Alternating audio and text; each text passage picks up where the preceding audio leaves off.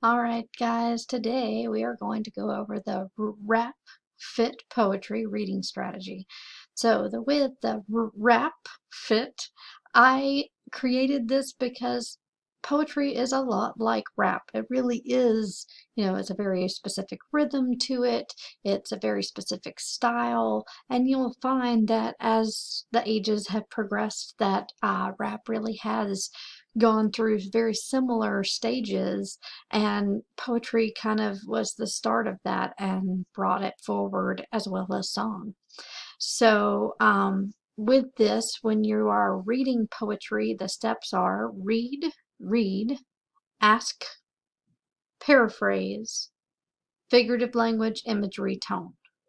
So whenever you're looking at this, you are trying to make sure that you're able to fully understand the poem for what it is. So the first thing that you end up doing is you actually read the poem itself, and you highlight like any words or phrases that stand out to you, whether it be the actual ones that have the apostrophe, which means that it is taking letters out, usually to make it fit a specific rhythm, or if it's words you don't know, phrases that you're like, ooh, that's kind of neat. I mean, anything that kind of stands out to you.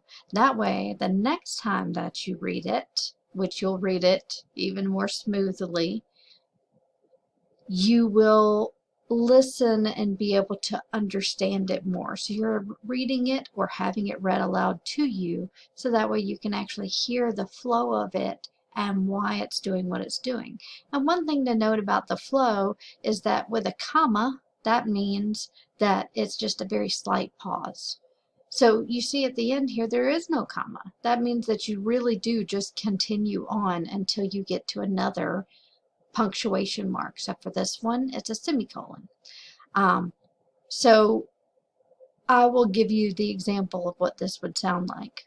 Alone and lost in thought, the desert glade measuring I roam with lingering steps and slow, and still a watchful glance around me throw, anxious to shun the print of human tread. No other means I find, no surer aid from the world's prying eye to hide my woe. So well my wild disordered gestures show, and lovelorn looks the fire within me bred. Get the point? So sometimes we tend to make mistakes, even I do, right?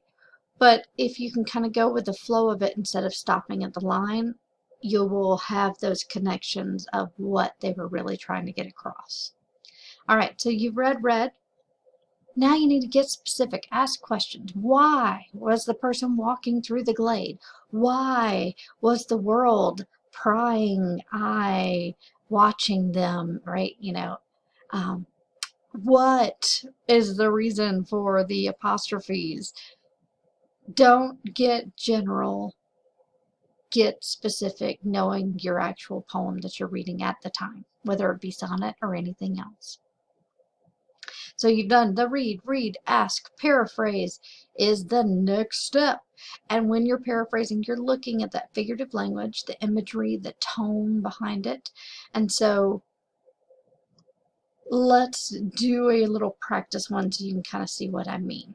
So when we look at alone and lost in thought, the desert glade. So if I'm alone, I'm by myself and lost in thought. So I am daydreaming. The desert glade, that would be where the person is. So I'm alone, I'm by myself, daydreaming in the desert glade. Measuring I roam with lingering steps and slow. So measuring I roam, so I'm measuring my steps, which are lingering and slow. So that means that I'm not really rushed. I'm kind of counting my steps as I go in a slow manner. See how I'm taking what it's saying and putting it into my own words, adding in words in place of. So that way you can kind of understand what it is. You can switch up word choices to, like the order of words to help you out. But you're trying to really just kind of figure out what exactly it's saying line by line.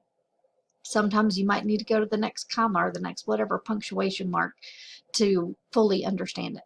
So when we looked at this, there was some imagery to it, like someone counting their steps as they're daydreaming. And then there's a watchful glance that they're looking around. So you can really picture that as they're going. So that's part of the imagery part. So if you can see it, taste it, touch it, smell it, hear it, then those are the imagery pieces. The tone sounds kind of timid, right? Like I'm daydreaming. I don't know what's going on. I'm worried. So that tone can help us to understand the speaker of the poem and where they are at the time, which helps us with understanding. And then in this next one, we do have things like the world's prying eye that I brought up before. That's not really, the world doesn't have an eyeball that's prying, right? Like it definitely stands for something else. So you have to figure out those little pieces as you're writing it out. Once you've got all this paraphrase, then it makes sense. You're able to know exactly what each line was meant for, what's happening in the poem, and you're in a better place. So next time you have a piece of poetry, don't forget RRAP, fit, right? RRAP, fit. Read it again. Ask questions, paraphrase. When you're paraphrasing, look at that figurative language, imagery, and tone, and you're going to definitely understand the poem much better. All right, hope this helps you out next time you're reading a poem. Bye.